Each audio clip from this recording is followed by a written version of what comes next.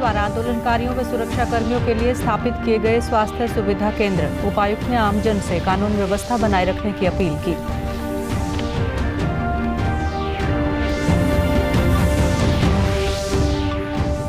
मुख्यमंत्री मनोहर लाल ने 6 रबी फसलों के न्यूनतम समर्थन मूल्य घोषित करने के लिए प्रधानमंत्री नरेंद्र मोदी का जताया आभार। कहा, किसानों की आय दोगुनी करने के लक्ष्य की ओर एक महत्वपूर्ण कदम।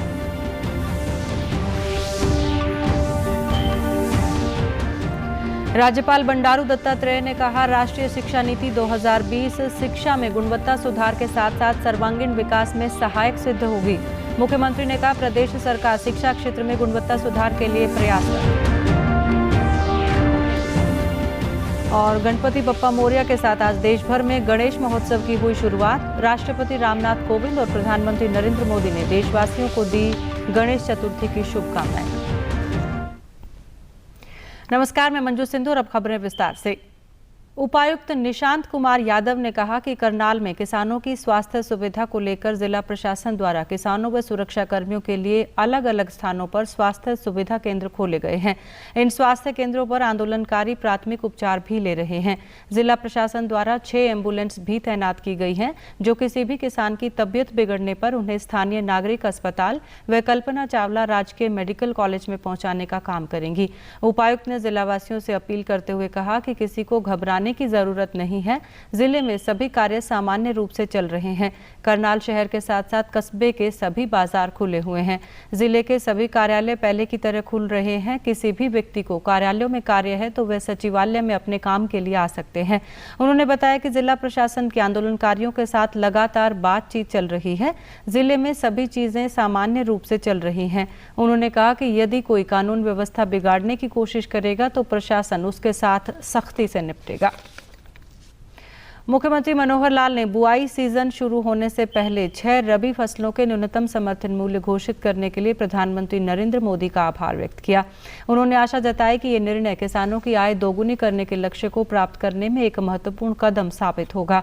मुख्यमंत्री ने आज चंडीगढ़ में पत्रकारों से बातचीत की। उन्होंने कहा कि किसानों की आय दोगुनी करने में प्रदेश भी अहम भूमिका निभा रहा है। मुख्यमंत्री ने कहा कि हरियाणा देश का ऐसा पहला राज्य है जहां निरंतर कई वर्षों से गन्ने का सर्वाधिक भाव दिया जा रहा है। इस वर्ष भी प्रदेश सरकार ने गन्ने का भाव 12 रुपए प्रति क्विंटल बढ़ाकर इसे 350 रुपए से 362 रुपए किया है। उन्होंने कहा कि रबी की इन 6 फसलों में न्यूनतम समर्थन मूल्यों में 40 से 400 रुपए तक की बढ़ोतरी की गई। यहां तक कि कई फसलों में 100% तक की भी बढ़ोतरी हुई है। प्रधानमंत्री श्री नरेंद्र मोदी जी ने अभी रबी की फसल उसकी बुआई होने से पहले ही रबी की 6 फसलों का नया MSP ये घोषित किया है। और MSP घोषित करते समय इस बात का ध्यान रखा गया है कि लागत मूल्य से हर फसल 50% से ऊपर उसका MSP होना चाहिए। बहुत फसलें तो 100% तक भी पहुंच गई हैं। इसलिए जो नए MSP घोषित किए गए हैं उसमें 40 रुपये से लेकर के और 400 रुपये प्रति क्विंटल तक बढ़ोतरी की गई है। प्रदेश द्वारा गन्ने के मूल्य में 12 रुपए प्रति क्विंटल की बढ़ोतरी का किसानों और शुगर मिल प्रबंधकों ने स्वागत किया है। शुगर मिल प्रबंधक ने बताया कि प्रदेश में गन्ने का भाव आज देश में सबसे अधिक है। उन्होंने कहा कि गन्ने का न्यूनतम समर्थन मूल्य बढ़ना किसानों के लिए बेहद लाभकारी है। उन्होंने कहा कि इस कल्याणकारी निर्णय से किसानों और शुगर मिल दोनों को लाभ मिलेगा। इस मीटिंग में जो गन्ने का भाव है 12 रुपये प्रति क्विंटल हल्की वैरायटी का बढ़ाया गया है, जो पिछले बार 350 रुपये प्रति क्विंटल था, जिसको बढ़ाकर 362 रुपये प्रति क्विंटल किया गया है। और जो कि इस समय पूरे भारतवर्ष में सबसे अधिक गन्ने की कीमत है। किसानों ने कहा कि गन्ने का न्यूनतम समर्थन मूल्य बढ़ने से उनकी आमदनी में बढ़ोतरी होगी और इसके लिए वे सरकार का आभार व्यक्त करते हैं। 12 रुपये गन्ने का रेट बढ़ाया है, बहुत बढ़िया बढ़ाया है। किसान खुश हैं इससे। अच्छा, हमारे मनोहर लाल खट्टर जी और प्रधानमंत्री जी का बहुत बहुत धन्यवाद। तो गन्ने का रेट बढ़ाया, बड़ी जो हमारे माननीय मुख्यमंत्री जी है, प्रधानमंत्री जी है, उन्होंने का बहुत अच्छा कदम रहा है। इससे किसानों को बहुत फायदा होगा, क्योंकि समय समय पर हमारे मोदी जी और मनोहर लाल खट्टर जी समय समय पर जिम्मेदारों की कोई भी समस्या हो उस पर हमेशा ध्यान देते हैं, चाहे वो MSP का मामला हो, चाहे वो गेहूं के रेट का मामला हो। अभी सरसों का रेट भी बढ़ाए, बाजरे का रेट भी MSP बढ़ाई, और इसी प्रकार गन्ने का रेट जो हमारे यहाँ पर मुख्य फसल है, हमारे यमुनानगर जिले की गन्ने की फसल है, उस पर भी अब रेट बढ़ाया। इससे हम प्रदेश के राज्यपाल बंडारू दत्तात्रेय ने हरियाणा राजभवन में प्रदेश भर के निजी विश्वविद्यालयों के कुलपतियों एवं कुल सचिवों को संबोधित करते हुए कहा कि राष्ट्रीय शिक्षा नीति 2020 शिक्षा में गुणवत्ता सुधार के साथ साथ सर्वांगीण विकास में सहायक सिद्ध होगी। राज्यपाल ने कहा कि इस नीति से आत्मनिर्भर भारत का लक्ष्य साकार होगा और उस लक्ष्य की प्राप्ति में शिक्षण संस्थानों की अहम भूमिका होगी। नई शिक्षा नीति में प्रधानमंत्री नरेंद्र मोदी के नेतृत्व में अनुसंधान और विकास पर जोर दिया गया है। उन्होंने कहा कि प्रदेश सरकार शिक्षा के क्षेत्र में गुणवत्ता सुधार के लिए बेहतरीन काम कर रही है। शिक्षा को रोजगारोन्मुख बनाने के लिए तकनीकी शिक्षा के साथ साथ आर्टिफिशियल इंटेलिजेंस शिक्षा पर भी जोर दिया जा रहा है। An honest and responsible role in realizing the goal of Atmanirbhar Bharat.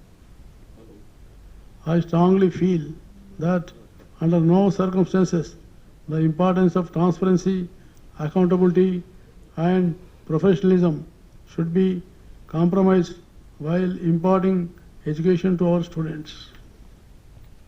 इस अवसर पर मुख्यमंत्री मनोहर लाल ने कहा कि प्रदेश सरकार शिक्षा के क्षेत्र में गुणवत्ता सुधार के लिए अनेक कदम उठा रही है। शिक्षकों की ऑनलाइन तबादला नीति भी गुणवत्ता सुधार की दिशा में बड़ा कदम है। उन्होंने कहा कि नई शिक्षा नीति के तहत KG to PG प्रोग्राम के तहत 2 विश्वविद्यालयों ने काम शुरू कर दिया है। भविष्य में इस प्रोग्राम को और विस्तार दिया जाएगा। प्रधानमंत्री ने नई शिक्षा नीति, इसके ऊपर जो एक काम करवाया है, बहुत लगभग 2 लाख लोगों से परामर्श किया। इस नई शिक्षा नीति को लागू करने से पहले जो परामर्शदाता थे, बहुत से लोगों की राय उसमें ली गई, ओपन हाउस में भी उस विषय को रखा गया और अंत में जो शिक्षा नीति बन करके आई है, ये एक भविष्य, अच्छे भविष्य के लिए शिक्षा नीति को लागू किया जा रहा है। एक पॉलिसी इसमें न्यू एजुकेशन पॉलिसी में आई है, KG to PG 2 यूनिवर्सिटीज ने अडॉप्ट किया है, सरकारी यूनिवर्सिटीज ने, कि हम इसको करेंगे। कुरुक्षेत्र यूनिवर्सिटी में एडमिशन शुरू कर दिए इस बार। KG के जो इस बार एडमिशन होंगे वो अप टू PG, वो सब स्टूडेंट यूनिवर्सिटी के पार्ट होंगे। देश भर में आज गणेश चतुर्थी का पर्व बड़े उत्साह से मनाया जा रहा है। साथ ही आज से गणेश उत्सव पर्व की शुरुआत हो गई है। 10 दिनों तक चलने वाले इस गणेश उत्सव में लोगों को कोविड-19 महामारी के दिशा निर्देशों की पालना करनी होगी। कई राज्यों को कोरोना के मामलों में बढ़ोतरी होने के बाद गणेश उत्सव पर सख्त पाबंदियां लगाई गई हैं। राष्ट्रपति रामनाथ कोविंद ने गणेश चतुर्थी पर देशवासियों को शुभकामनाएं दी हैं। उन्होंने अपने ट्वीट संदेश में कहा, गणपति बप्पा मोरिया। गणेश चतुर्थी के शुभ अवसर पर सभी देशवासियों को हार्दिक शुभकामनाएं। उन्होंने कहा कि मेरी कामना है कि कोविड-19 के विरुद्ध किए जा रहे हमारे प्रयासों को विघ्नहर्ता गणेश सफल बनाएं और सभी को सुख एवं शांति प्रदान करें। प्रधानमंत्री नरेंद्र मोदी ने भी ट्वीट कर देशवासियों को गणेश चतुर्थी की शुभकामनाएं देते हुए कहा कि आप सभी को गणेश चतुर्थी की मंगल कामनाएं।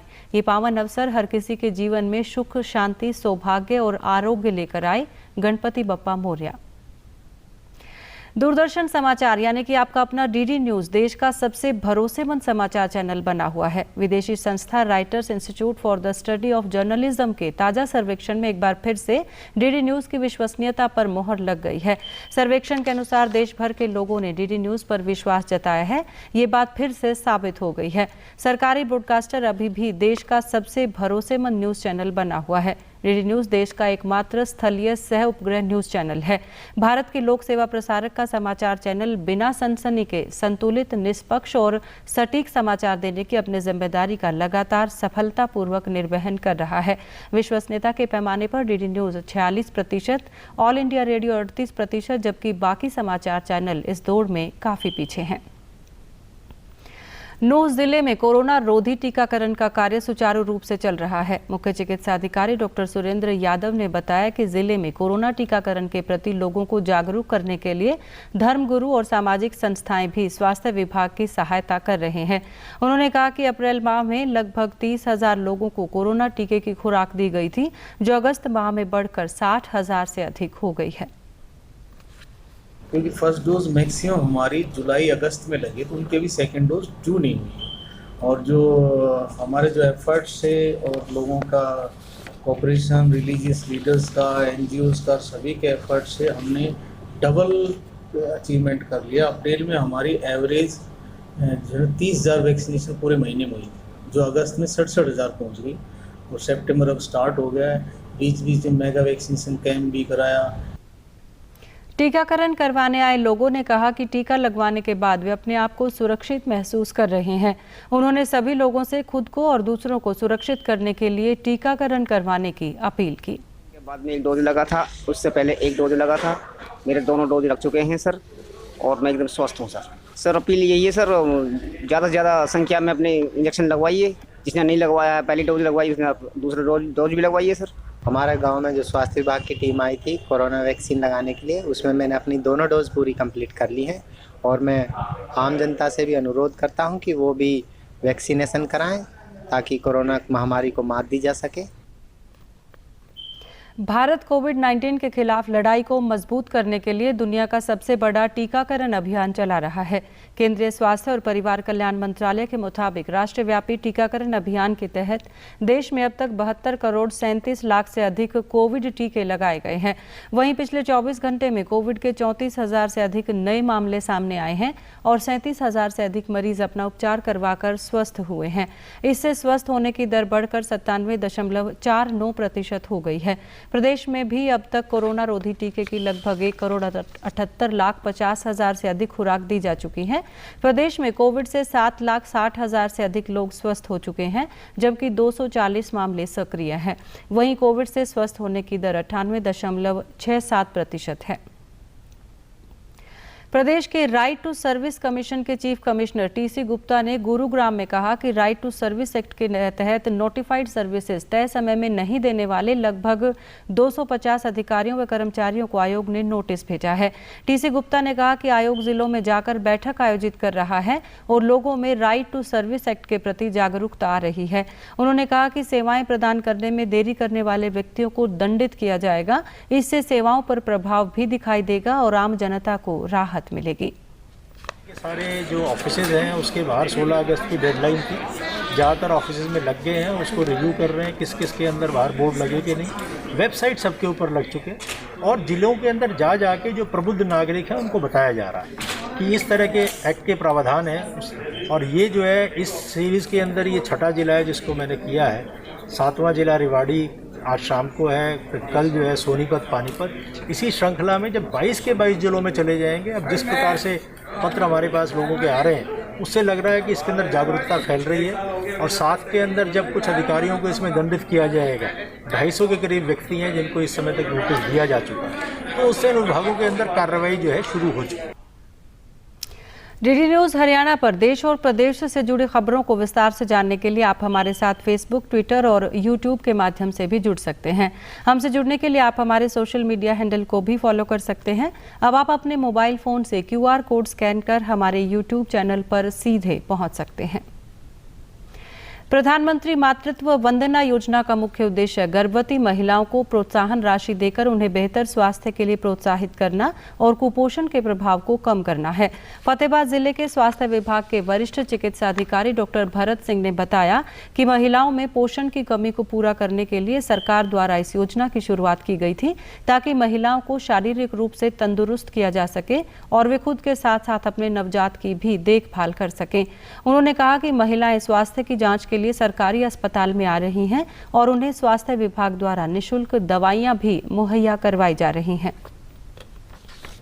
बहुत बढ़िया रिस्पॉन्स है इसमें। हमारे पास लगभग हर महीने 100 दात्री महिलाएं प्रेग्नेंट वूमेंस लाभ उठाती हैं इसका, और सारी चेकअप हो जाता है, उनको संतुष्टि भी होती है और आगे का ट्रीटमेंट का बताया जाता है। बच्चे के आगे क्या होता वहाँ तक सारी बातें इसकी काउंसलिंग की जाती है। वुमेन की पहले तो सारी डिटेल लेते हैं, क्या है, कौन सा बच्चा है, पहले कोई दिक्कत तो नहीं हुई है और पहले डिलीवरी नॉर्मल हुई है या सिजेरियन हुआ है, और उसके बाद उनका वजन भी चेक किया जाता है, BP भी चेक किया जाता है और उनको ग्लूकोज का पानी पिलाया जाता है शुगर चेक करने के लिए। उसके बाद उनको मलेरिया TB के लिए भी पूछा जाता है कि कभी मलेरिया या TB तो नहीं हुई है इससे पहले। लाभार्थी महिलाओं ने बताया कि इस योजना के तहत धनराशि सीधे उनके बैंक खातों में पहुंच जाती है और ये राशि उन्हें 3 किस्तों में दी जाती है। उन्होंने बताया कि उनका सारा काम सरकार द्वारा निःशुल्क किया जा रहा है और उनके होने वाले बच्चे को लेकर स्वास्थ्य विभाग द्वारा पूरी गंभीरता दिखाई जा रही है। इसके लिए वे सरकार का आभार व्यक्त करती हैं। हमारे टेस्ट बढ़िया टाइम पर दिए हैं, हमें बहुत बढ़िया टाइम पर बढ़िया टेस्ट दिए गए। हमारे सारे टेस्ट फ्री हुए हैं। हमारी सरकार का बहुत बढ़िया धन्यवाद करते हैं। आए हैं जी भी फ्री इलाज हो रहे हैं भी खून कम सीगा खून वाले बोतल है ये बोतल लगवानियां ने भी सरकार वालों फ्री इलाज होते हैं। अंत में इस बुलेटिन के मुख्य समाचार एक बार फिर। करनाल जिला प्रशासन द्वारा आंदोलनकारियों व सुरक्षा कर्मियों के लिए स्थापित किए गए स्वास्थ्य सुविधा केंद्र। उपायुक्त ने आमजन से कानून व्यवस्था बनाए रखने की अपील की।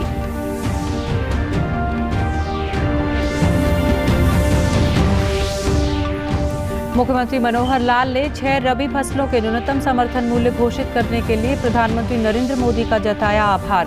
कहा किसानों की आय दोगुनी करने के लक्ष्य की ओर एक महत्वपूर्ण कदम।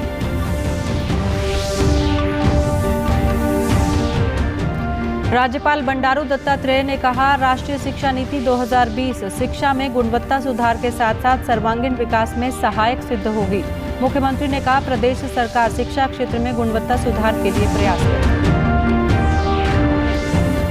और गणपति बप्पा मोरया के साथ आज देश भर में गणेश महोत्सव की हुई शुरुआत। राष्ट्रपति रामनाथ कोविंद और प्रधानमंत्री नरेंद्र मोदी ने देशवासियों को दी गणेश चतुर्थी की शुभकामनाएं।